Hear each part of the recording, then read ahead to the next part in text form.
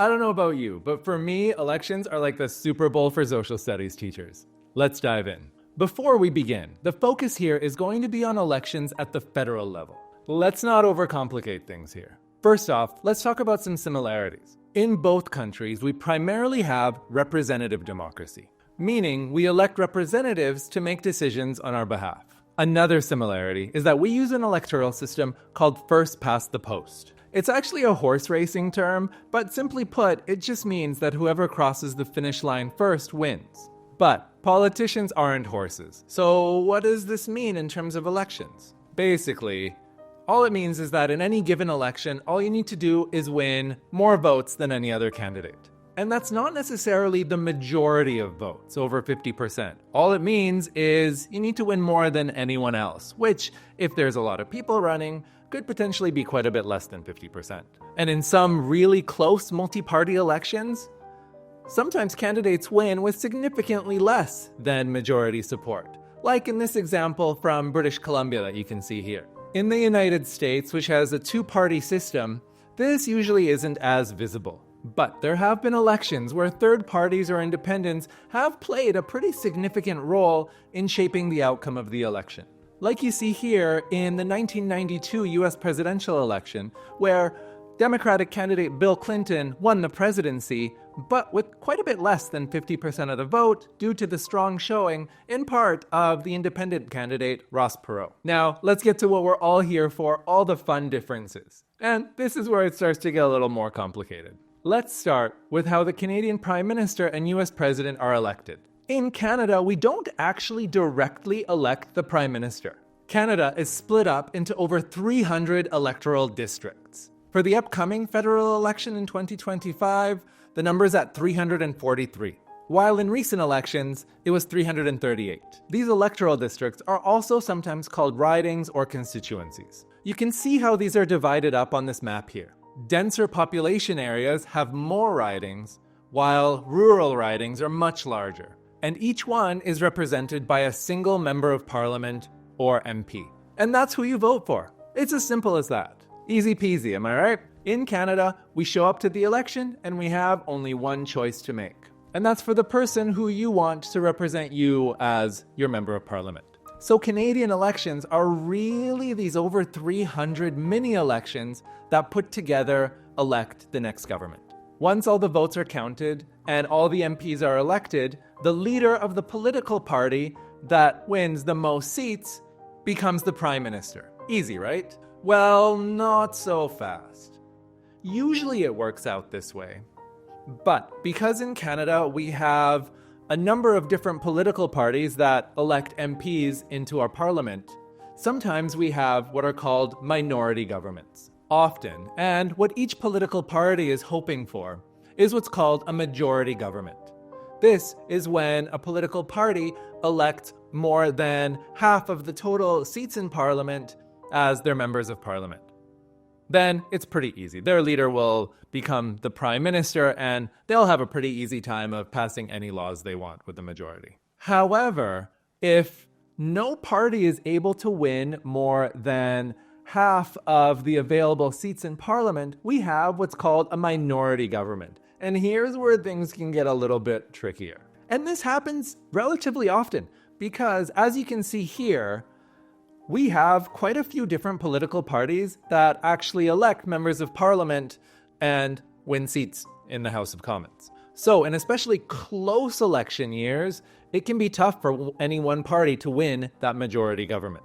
And this is important because in the House of Commons, in order to actually pass a law, you actually do need more than half of MPs to vote for it. So let's take a look at this 2021 election again. The Liberal Party and their leader, Justin Trudeau, won 160 seats, 10 short of the 170 needed to form a majority government. I'll also point out that the Liberal Party actually won only 33% of the overall popular vote, while the Conservative Party, who came in second by electing fewer members of parliament, actually won a little bit more of the popular vote.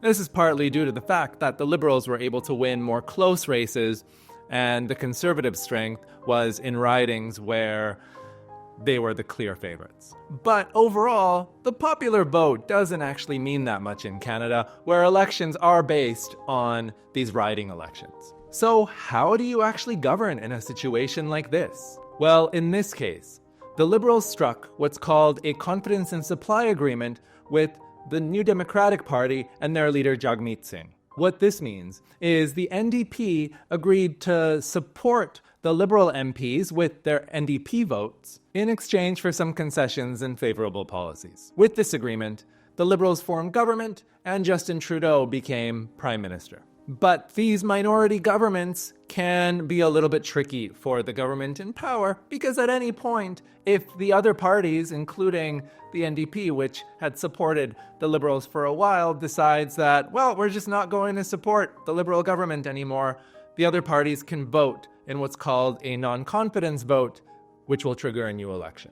But sometimes things can get a little bit tricky. While most often, the leader of the political party that wins more seats than any other ends up being prime minister, that doesn't always have to be the case. Let's take a look at a provincial example here, and provincial elections in Canada work very similarly to the federal ones. On the provincial level, there was a pretty wild result a few years ago in British Columbia. The BC Liberal Party and its leader Christy Clark actually won the most seats in the election.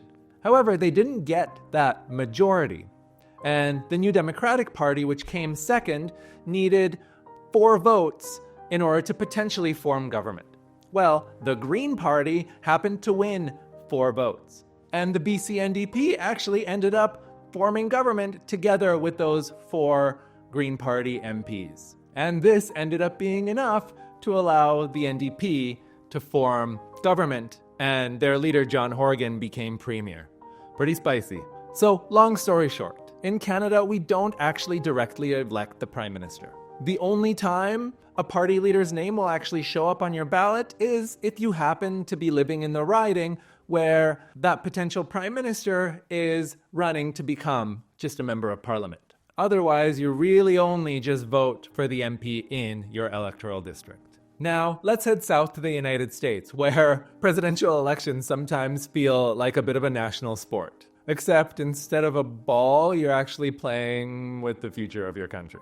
Here, you actually do get to elect your president directly. Well, sort of. Also kind of not really. A little bit more directly than in Canada, but there's still a bit of a complicated process to determine how that actually works. What you've got in the United States is called the Electoral College, which is kind of a fancy name for a school you probably can't afford, but is how the president is actually elected. So when you get your ballot, the potential president's names do appear on the ballot, but you're not actually casting a vote for them directly. You're casting a vote for the electors of your state to then go vote for that president. And each state gets distributed electors based on how many senators they have, which in the United States, each state has 2 senators, and how many members of the House of Representatives that state elects. And these are proportioned proportionally. So more populous states will have more electors, while smaller states will have fewer electors. However, the weight of those votes in those smaller states is actually a little bit higher because of those 2 senators that even these smaller states get. Right? So in a way, just like in Canada, the popular vote doesn't actually matter that much when electing a president. It has all to do with these electoral college votes. In fact, we've even had a few recent elections where the loser of the popular vote actually won the presidency because of the electoral college system. As we can see here in the 2016 election between Donald Trump and Hillary Clinton.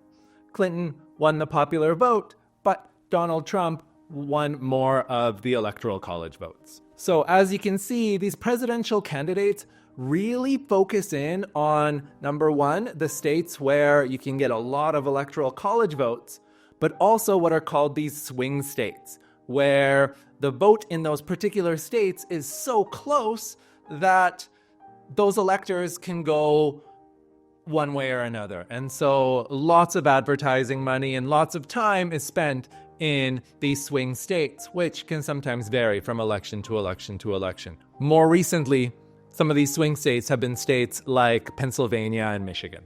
Finally, Also, unlike in Canada, on election day, ballots can be really long because not only are people voting for president, they're voting for their senators, they're member of the House of Representatives, they're voting on lots of local elections, and potentially a number of ballot propositions that are based on sort of a direct democracy idea. Now let's compare campaign lengths, because this is also quite different in Canada and the US. In Canada, there's actually a law that fixes how long an election campaign can be, and this can range from 36 days to 50 days. Compared to the US, that's like a political sprint. In the US, sometimes these election campaigns can feel like an endurance marathon, with sometimes as long as 2 years of debates, advertising, and town halls. One last thing.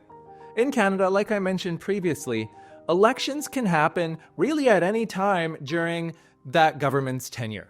Because, especially in those minority government situations, all it takes is a vote of non-confidence by all the other parties to trigger a new election. Whereas in the United States, really you're stuck for 4 years no matter what.